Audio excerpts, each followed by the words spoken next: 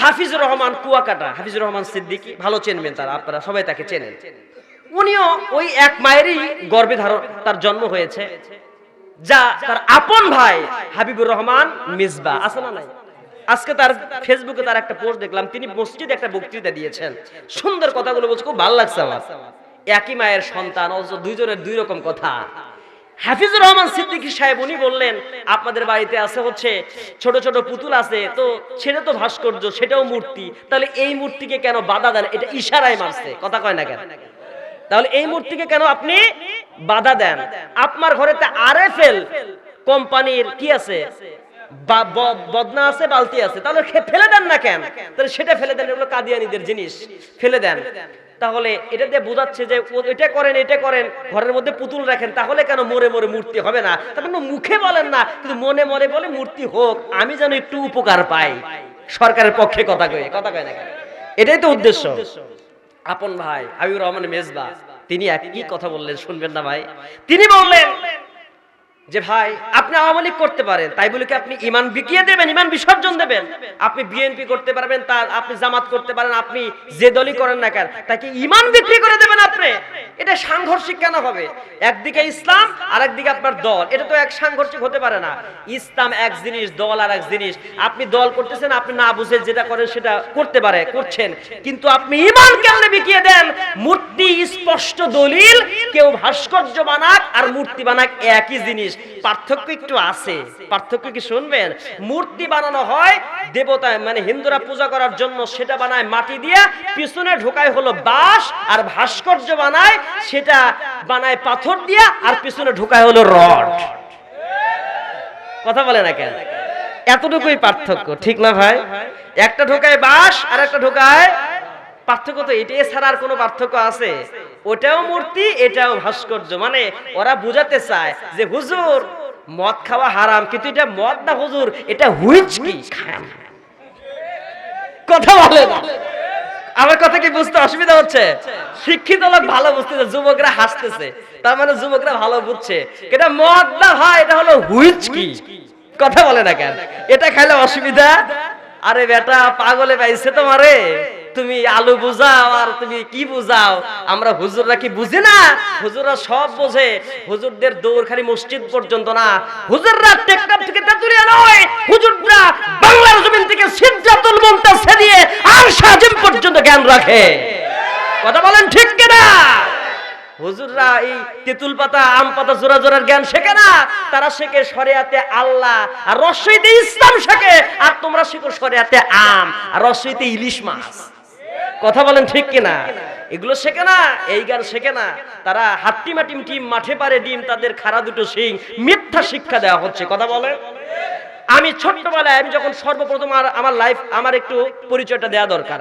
আমি ছোটদের বাড়ির পাশে ছিল প্রাইমারি স্কুল, ক্লাস 3 পর্যন্ত প্রাইমারিতে লেখাপড়া করে 4-এ উঠি, তখন আলিয়াতে ভর্তি হই। কোথায় ভর্তি হই? আলিয়া থেকে 4 থেকে 6 পর্যন্ত পড়ি। তখন মাদ্রাসায় পড়ে আমি জামিল মাদ্রাসায় ভর্তি হলাম, মানে কওমিতে ভর্তি হলাম। ওখানে কিছুদিন কোরআন শিখলাম, এজন্য কোরআনটা সহি পড়তে পারি একটু। এরপরে ওখান থেকে আর থাকা হলো না, ভালো লাগে না। তারপর আমি আলিয়াতে থেকে কামিল শেষ করলাম। কামিল শেষ করে আজিজুল্লাহ কলেজ থেকে অনার্স মাস্টার্স কমপ্লিট করলাম। এরপরে হোমিওপ্যাথি মেডিকেল কলেজ থেকে আমি আবার হোমিওপ্যাথির ডিগ্রি 4 বছরের ডিপ্লোমা শেষ করলাম। এরপরে আমি আবার এই যে খাজা ইউনুসের ইউনিভার্সিটি থেকে একটা সার্টিফিকেট নিয়েছি, একটা অর্জন করেছি। তো এইভাবে লেখাপড়াটা শেষ করছি। তো এখন আমি আপনাদের যেটা বলতে চাচ্ছি সেটা হলো এই, তাহলে হুজুররা আজকে কিন্তু শুধু এক ধরনের শিক্ষা অর্জন করে না, আজকে হুজুররা কিন্তু সব জ্ঞান অর্জন করতেছে। কথা কোন ঠিক কিনা? হুজুররা ইংলিশে বলতে পারে, বাংলাও বলতে পারে, আর তোমাদের যদি একটা লাইন বিসমিল্লাহির রহমানির রহিম বলতে দেওয়া হয়, তোমাদের কাপড় গরম হয়ে যায়। কথা কোন ঠিক কিনা? হুজুরদের আর ছোট করে দেখার কোনো সুযোগ নাই, হুজুররা সব বুঝে। দেখেন কত মিথ্যা শিক্ষা, হাট্টিমাটিম চিং মিথ্যা শিক্ষা দেওয়া হয়েছে। আমি কখন ক্লাস 3-4-এ যখন পড়ি, আমার বইয়ের ভিতরে একটা লাইন ছিল, যারা জানেন তারা ভালো বুঝবেন। লাইনটা ছিল এমন, একটা ওই ব্যাঙ অপরাধ করছে, ব্যাঙকে কাঁঠাল গাছের সাথে বাঁধা হয়েছে। জোরে বল কি গাছ? তো ব্যাঙে অপরাধ করার আগে কাঁঠাল গাছে বাইধা ব্যাঙকে আচ্ছা মতো পিটায়। পিটানোর পরে ব্যাঙের আঠাটা দেখবেন, কোন ব্যাঙের আঠা সাদা না লাল, শরীর থেকে এক ধরনের আঠা বের হয়, এটা কি সাদা না? এই আঠা ব্যাঙ ওই কাঁঠাল গাছের মধ্যে ঢুকছে, তখন থেকে এই কাঁঠাল গাছের আঠা হয়ে গেছে সাদা। আচ্ছা কোন তো এটা কি পাগলের প্রলোভ ছাড়া আর কিছু? এইরকম শিক্ষা যারা দেয়, এরকম কিতাব যারা লেখে, তাদের নামই হচ্ছে শাহরিয়ার কবি। কথা কয় না কেন? জোরে বলেন। এই জন্য ওরা বলে জঙ্গিবাদের শিক্ষা দেওয়া হচ্ছে। আগে শুনতাম আসসালামু আলাইকুম, এখন কেন বলে আসসালামু আলাইকুম? নিঃসন্দেহে এখানে জামাত ইসলামে জঙ্গিবাদের মৌলবাদের শিক্ষা আছে। কথা বলেন, কথা বলেন। তার মানে আসসালামু আলাইকুম বলবেন কেন? মানে তুই জাহান্নামে যা। আসসালামু আলাইকুম তো আপনার উপরে রহমত নাজিল হোক, আসসালামু আলাইকুম শান্তি বর্ষিত হোক, রাহমাতুল্লাহি ওয়া বারাকাতুহু, রহমত এবং বরকত নাজিল হোক। আর আসসালামু আলাইকুম মানে হচ্ছে আল্লাহর পক্ষ থেকে উপরে গজব আসুক।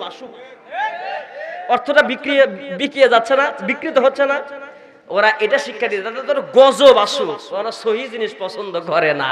কথা বলে না কেন আমার ভাইয়েরা? তাহলে এই যে হাবিবুর রহমান মেজবার কথা বলছিলাম, তিনি সুন্দর কথা বলছেন। আপনারা কেন এটা নিয়ে দ্বন্দ্ব করেন? স্পষ্ট কথা আলেম ওলামা বলছেন, আমি তো ইসলামের বাইরে যেতে পারবো না। আপনারা যদি সত্যি প্রকৃত পক্ষে আপনারা বঙ্গবন্ধুকে ভালোবাসেন, তাহলে তার কাজ হবে আপনারা প্রত্যেকটা জেলায় জেলায় হাসপাতাল বানান বঙ্গবন্ধুর নামে। প্রত্যেকটা জেলায় জেলায় আপনারা খাদ্য বস্ত্র বাসস্থানের চিকিৎসার ব্যবস্থা করেন, গরিব দুঃখীদেরকে শীতের মধ্যে বস্ত্র দেন, একটা ফাউন্ডেশন তৈরি করেন। কথা বলেন। তাহলে কবরে বসে বসে তিনি সওয়াব পাবেন। আর আপনারা তার নামে মূর্তি বানাবেন। আচ্ছা বলেন তো, ক্ষমতা কি আজীবন সবার থাকবে? আজকে আওয়ামী লীগ ক্ষমতা আছে, সারা জীবন কিয়ামত পর্যন্ত কি আওয়ামী লীগ থাকবে? কখনো কি অন্য দল আসতে পারবে না? আসবে। তাহলে যখন জিয়াউর রহমান ছিলেন, আজকে জিয়াউর রহমানের নামে যেগুলো স্কুল ছিল সেই নাম পরিবর্তন করে দেওয়া হলো। জিয়াউর রহমান নামে কি আন্তর্জাতিক এয়ারপোর্ট ছিল? কথা বলেন। যে আন্তর্জাতিক এয়ারপোর্ট ছিল, এখন তার নাম শাহজালাল আন্তর্জাতিক এয়ারপোর্ট। আছে নাম? আছে নাম নেই। আচ্ছা বলেন তো, কখনো যদি এই ক্ষমতার পরিবর্তন হয়, এই মূর্তিগুলো কি থাকবে? থাকবে? তখন জম্মের মতো পিটায় পিটে সব সাইজ করে ফেলবে। কথা বলেন। তাহলে সত্যি প্রকৃতপক্ষে যদি আপনি আওয়ামী লীগ হন, যদি প্রকৃতপক্ষে আওয়ামী লীগকে ভালোবাসে, এটা আমার কথা না, এই কথা কিন্তু ভাই হাবিবুর রহমান মেজবা ভাই বলছে, প্রকৃতপক্ষে ভালোবাসেন, তাহলে আপনার উচিত হবে, যেহেতু তিনি মুসলমান, আমি মুসলমান, আপনি আওয়ামী লীগ, আপনিও মুসলমান দাবি করেন, তাহলে সেই সূত্রে বলতে চাই, আপনি মসজিদ বানান, মাদ্রাসা বানান, আপনি মিনার বানান, কুতুব মিনার, শীষমহল, তাজমহল, মতিমহল, ভারতে যেমন আছে মুসলমানের পুরা কীর্তি, তেমনি এই বাংলাদেশেও বানান। কথা বলেন ঠিক কিনা? তাহলে কবরে সওয়াব আছে না নাই?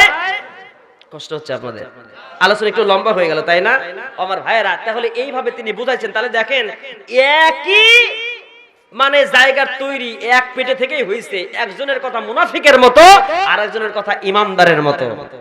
কথা বলে না কেন? এই জন্য আপনারা কোন দল নেবেন, ইমানদার না মুনাফিক? ইমানদার হতে হবে। আসুন, আল্লাহ রাব্বুল আলামিন সুন্দর করে শিরক থেকে আমাদেরকে ফিরে থাকতে বললেন। শিরকের কথা লোকমান হাকিম সন্তানকে জানিয়ে দিলেন, বাবারে তুমি শিরক করবা না, কারণ শিরকটা হচ্ছে সবচেয়ে বড় জুলুম। আল্লাহ রাব্বুল আলামিন ডেকে ডেকে বলেন, ও লোকমান রে, তুমি যখন ছোট্টবেলাতে তোমার কলিজার টুকরা মানিককে আমার সঙ্গে পরিচয় করিয়ে দিলে, আমি আল্লাহ রাব্বুল আলামিন, তুমি যে বাবা, আমি তোমার মর্যাদা উন্নত জায়গায় রেখে দিয়া আমি ছোট্টবেলাতে তোমার সন্তানকে পিতামাতার খেদমতের শিক্ষা দিয়ে দিলাম। বলেন সুবহানাল্লাহ। আল্লাহ দেখেন কত মহান। বলে, লোকমান, তোমার সন্তানকে আমার সাথে পরিচয় করিয়ে দিয়েছো, আমি আল্লাহ, তুমি যে বাবা, তুমি যে মা, তোমার কত বড় মর্যাদা, আমি তোমার সন্তানকে শিক্ষা দেব।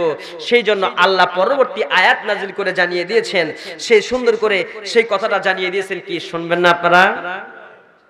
আল্লাহ তাআলা সুন্দর করে জানিয়ে দিলেন, ওয়াসাইনাল ইনসানা বিওয়ালিদাইহি حملته أمه وهنا على وهن وفصاله في عامين أن اشكر لي ولوالديك إلي المصير.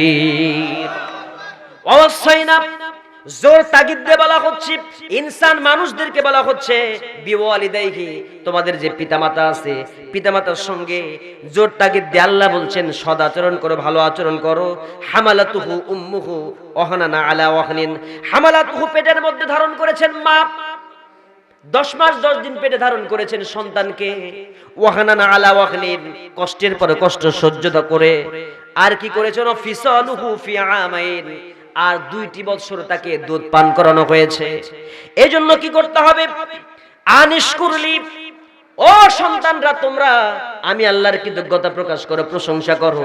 আমি আল্লাহর কৃতজ্ঞতা করার পরে ওয়ালিদাইকা, এবং তোমাদের পিতামাতারও কৃতজ্ঞতা প্রকাশ করো, পিতামাতার সঙ্গেও ভালো আচরণ করো। ইলাইয়াল মাসির, আর আমার দিকেই তো ফিরে আসতে হবে। জোরে বলেন সুবহানাল্লাহ। এরপর আল্লাহ তাআলা বলছেন, ও সন্তানেরা শোনো, পৃথিবীর সন্তানেরা, মানুষেরা, তোমরা পিতা মাতার সঙ্গে কখনো খারাপ আচরণ করবে না। আকাদা রাব্বুকা আল্লা তা'বুদু ইল্লা ইয়াহু ওয়া বিল ওয়ালিদাইনি ইহসানা হামালাতুহু উম্মুহু ওয়া বিল ওয়ালিদাইনি ইহসানা ইম্মা ইয়াবলুগান্না ইনদাকাল কিবরা আহাদুহুমা আও কিলাহুমা ফালা তাকুল লাহুমা উফি ওয়া লা তানহারহুমা ওয়া কুল লাহুমা কওলান কারীমা ওয়াখফিদ লাহুমা জানাহাজ যুল্লি মিনার রাহমা ওয়া কুর রাব্বিরহামহুমা কামা রাব্বায়ানি। আয়াতের অর্থটা কি? আকাদা রাব্বুকা আল্লা তা'বুদু, আল্লাহর ইবাদতের পরে এই পৃথিবীর জমিনে কি করতে হবে? পিতামাতার পিতামাতাকে ভালোবাসতে হবে, তাদের কথা শুনতে হবে, তাদের আনুগত্য করতে হবে, হক আনুগত্য। কথা বলেন, কি করতে হবে? সেই মা এবং বাবা যদি দুজনের একজনকে পায় অথবা উভয়কেই পায় বৃদ্ধ বয়সে, খবরদার, আল্লাহ বলছেন খবরদার, সে মা বাবাকে বাবা তুমি এত কথা বলো কেন, বিরক্ত, মা তুমি এত কথা বলো কেন, বিরক্ত, শব্দ পর্যন্ত উচ্চারণ করতে নিষেধ করে দিয়েছেন কে? কথা কি বুঝতে পারছেন? এতটুকু সাউন্ড দেওয়া যাবে না। সেই মায়ের এক ধার দুধের দাম কাটিয়া গায়ের চাল, পাপোশ বানাইলে হরিণের সব হবে না, এমন দরদি ভাবে কেউ হবে না আমার গো। কথা বলেন ঠিক কিনা আমার ভাইয়েরা? সেই জনম দুঃখিনী মা যাদের আমাদের পৃথিবী থেকে হারিয়ে ফেলেছি, সে মায়েদের জন্য আপনি এখান থেকে দোয়া করবেন, রব্বিরহামহুমা কামা রাব্বায়ানি সগীরা। সে কবরে বসে বসে সেই মা সওয়াব পাবে কি পাবে না? সে দোয়া আল্লাহ তাআলা কবুল করবে। ও আমার ভাইয়ের জন্য শিক্ষা দিতে চাই আপনাদের কি, দুনিয়াটা ক্ষণস্থায়ী, আজ আছি কাল নাই, একদিন চলে যাব। মা বাবা অনেকে চলে গেছে, কিন্তু মার কাছ থেকে আজকেও যাদের বাবা বেঁচে আছে, যাদের মা বেঁচে আছে, তাদের জন্য একটা নসিহত করে যায় কোরআন থেকে, হাদিস থেকে। বাবা মার খেদমত করতে হবে, বাবা আমাকে ভালোবাসতে হবে। আর বাবা মার খেদমত যদি না করেন, তাহলে কয়টা হাদিস শুনবেন, কয়টা কথা শুনবেন? এই পৃথিবীর জমিনে আপনার নামাজ কাজে লাগবে না, রোজা কাজে লাগবে না, যাকাত কাজে লাগবে না, হজ কাজে লাগবে না। বাবা মা যদি আপনার বিপক্ষে চলে যায়, আল্লাহ রাব্বুল আলামিন বলে, রাসূল বলেছেন, হুমা জান্নাতুকা ওয়া নারুকা, এই বাবাই তোমার জান্নাত, মাই তোমার জান্নাত, আর এই বাবা মাই তোমার জন্য জাহান্নাম হয়ে যাবে। জোরে বলেন ঠিক কিনা? জাহান্নামের কারণ হয়ে যাবে বাবা মা। হযরত আলকামা রাদিয়াল্লাহু তাআলা আনহুর কথা বলি আমি। আলকামা রাদিয়াল্লাহু তাআলা আনহু এমন একজন সাহাবী ছিলেন, আল্লাহর নবীর কাছে ঈমান এনেছেন, রাসূলকে দেখেছেন, ঈমানের উপরে চলেছেন। আর মৃত্যুর সময় যখন ঘনিয়ে আসলো, মৃত্যুর সময় সে কালেমা পড়তে পারতেছে না, তার মুখের ভিতরে আড়ষ্ট হয়ে যায়, কালেমা লা ইলাহা বলতে পারে না, আশহাদু বলতে পারে না, এলোমেলো হয়ে যাচ্ছে। আর এই সময় তার স্ত্রীটা মদিনায় রাসূলের কাছে, মদিনাওয়ালা রাসূলের কাছে চলে এসেছেন। রাসূলকে বলছেন ইয়া রাসূলুল্লাহি, আমার স্বামী আলকামা কালেমা পড়তে পারতেছে না, মৃত্যুর সময় তার ঘনিয়ে এসেছে। ইয়া রাসূলুল্লাহি, এখন আমি কি করব? আম্মার সুহাইব তিনজন সাহাবীকে রাসূল পাঠিয়ে দিলেন। এই তিনজন সাহাবীকে যখন পাঠিয়ে দেওয়া হলো, তিনজন সাহাবী আলকামার কাছে গেলেন। যাওয়ার পরে দেখলেন এই তিনজন সাহাবী বারবার চেষ্টা করলেন, কিন্তু আলকামা মুখের মধ্যে কালেমা পড়তে পারে না। ফিরে আসা হলো। ফিরে আসার পর রাসূল বলছেন, আমি বুঝতে পেরেছি, তোমাদের কাছে জানতে চাই আলকামার বাবা এবং মা দুনিয়াতে বেঁচে আছে কিনা, আমাকে একটু জানাও। বলে আলকামার বাবা দুনিয়া থেকে বিদায় হয়ে গেছে, জনম দুঃখী মা এখনো বেঁচে আছে, কিন্তু বৃদ্ধা। রাসূল বলছেন, সাহাবীরা রে, আলকামার মায়ের কাছে আমার মেসেজটা পৌঁছায়া দাও। আলকামার মা যদি আসতে পারে, আমার সঙ্গে যেন দেখা করে। আর যদি আলকামার মা আসতে না পারে, আমি রাসূল আমি নিজে আলকামার মায়ের কাছে আমি হাজির হয়ে যাব। আলকামার মা তখন সংবাদটা শোনার পরে আলকামার মা বললেন, আমার জীবন এবং আমার সব কিছু আল্লাহ রাসূলের জন্য কুরবান হয়ে যায়। আলকামার মা বললেন, আমি বৃদ্ধা হয়ে গেছি, আমি হামি সুন্দর করে লাঠিতে ভর দিয়ে দিয়ে হলেও রাসূলের দরবারে যাব, আমার রাসূলকে আমার কাছে আসতে হবে না। জোরে বলেন সুবহানাল্লাহ। আলকামার মা রওনা দিলেন, এক পা দুপা করে লাঠিতে ভর দিয়ে কষ্ট করে রাসূলের দরবারে হাজির হয়েছে। ইয়া রাসূলুল্লাহ, কে আমাকে কেন ডাকছে? রাসূল বলছেন, আলকামার মা রে, আমি তোমার কাছে কয়েকটা জিনিস জানতে চাই, মিথ্যা কথা বলবা না, সত্যি করে বলো। মিথ্যা যদি বলো তাহলে তোমার সমস্ত কথাগুলো, গোপন কথাগুলো আল্লাহ আমাকে জানিয়ে দিবেন জিবরাইলের মাধ্যমে। আমি তোমার কাছ থেকে জানতে চাই, এই দুনিয়াতে তোমার সন্তান আলকামা কেমন মানুষ ছিল? বলে, আলকামা নামাজ ঠিকমতো পড়তো, রোজাও করতো, হজও করেছে, সবকিছু তার ভালো আছে। 2 নাম্বার প্রশ্ন করতে যাই, আলকামা সম্পর্কে তোমার মন্তব্য কি? তোমার সন্তান আলকামার প্রতি তুমি সন্তুষ্ট আছো কিনা? এবার আলকামার বাবা বলে, ইয়া রাসূলুল্লাহ, কি এই প্রশ্ন কেন আপনি করলেন? আমার আলকামা, আমি তার প্রতি সন্তুষ্ট নাই, আমি তার প্রতি সন্তুষ্ট ছিলাম, কিন্তু আলকামা যখন বিয়ে করেছে, বিয়ে করার পরে নতুন স্ত্রী পাওয়ার পরে আমার আলকামা আমার কথা শোনে না, আমাকে প্রায়োরিটি দেয় না। আমার আলকামা আগেই ভালো ছিল, কিন্তু স্ত্রী পাওয়ার পরে, সুন্দরী বউ পাওয়ার পরে তার বউকে প্রায়োরিটি দেয়, বউয়ের সবগুলো কথা শুনে, কিন্তু আমার কথা শুনে না। এজন্য আমি তার উপরে অসন্তুষ্ট হয়ে আছি। এবার রাসূল বুঝতে পেরেছেন। আলকামার মাকে বললেন, আলকামার মা রে, আমি তোমাকে বলি, আলকামা মৃত্যু শয্যায় শায়িত আছে তোমার সন্তান, এই মুহূর্তে তুমি তাকে মাফ করে দাও, যদি মাফ না করো তার জাহান্নাম হয়ে যাবে।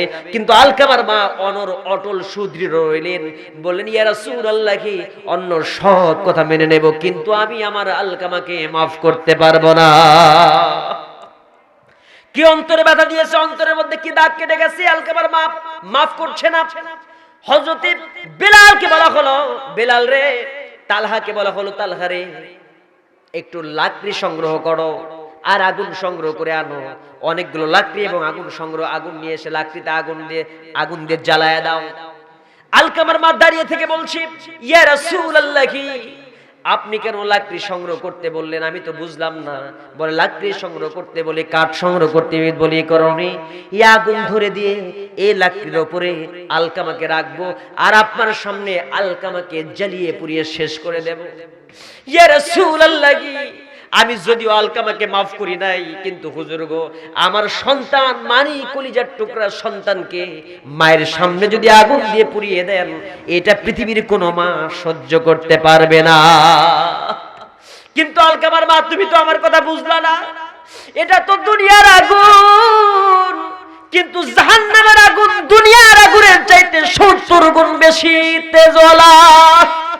ওরে আলকামার মা, তোমার সন্তানকে যদি মাফ না করো, এই দুনিয়ার আগুনে আগুন দিয়ে পুড়ায় দেওয়ার জন্য তুমি আফসোস করতেছো, কষ্ট পাচ্ছ, কিন্তু তোমার সন্তান যদি দুনিয়া থেকে মাফ নিয়ে চায়, তাহলে হাসরের ময়দানে, তাহলে মরার পরে ওই কবরের মধ্যে জাহান্নামের আগুন দিয়ে তার কবরটাকে ভরিয়ে দেওয়া হবে। আলকামার মা, তুমি কোনটা চাও? তোমার সন্তানকে মাফ করবে নাকি আগুন দিয়ে পোড়াবে? এবার আলকামার মা বলেন, ইয়া রাসূলুল্লাহ, কি আমি বুঝতে পেরেছি, আমি এই মুহূর্তে আল্লাহকে সাক্ষী রেখে, আপনি রাসূল আপনাকে সাক্ষী রেখে, আর সাহাবীদেরকে সাক্ষী রেখে, ফেরেশতাদের সাক্ষী রেখে আমি এই মুহূর্তে ঘোষণা করে দিলাম, ইয়া রাসূলুল্লাহ, কি এই মুহূর্ত থেকে আমি আমার আলকামার প্রতি সন্তুষ্ট হয়ে গেলাম। জোরে বলেন সুবহানাল্লাহ। আলকামার মা বলার সঙ্গে সঙ্গে রাসূল বললেন, ও আমার সাহাবীরা শোনো, আমার মনে হয় আলকামার মা মিথ্যা কথা বলে নাই, কারণ আলকামার মা সত্যিই বলেছে, এই মুহূর্তে চলে যাও। তোমরা গিয়ে বিলালকে বললেন, আম্মারকে বললেন, সুহাইবকে বললেন, 3 জন সাহাবী, বেলাল, আম্মার আর সুহাইব, এই 3 জন সাহাবী দৌড় দিলেন। দৌড়ায় আলকামার কাছে যখন চলে গেলেন, আলকামার বাড়ির কাছে যাওয়ার আগেই, বাড়ির ভিতরে ঢোকার আগেই দূর থেকে শুনতে পাচ্ছেন হযরত আলকামা জোরে জোরে বলতেছেন, লা ইলাহা ইল্লাল্লাহু মুহাম্মাদুর রাসূলুল্লাহ সাল্লাল্লাহু আলাইহি ওয়াসাল্লাম।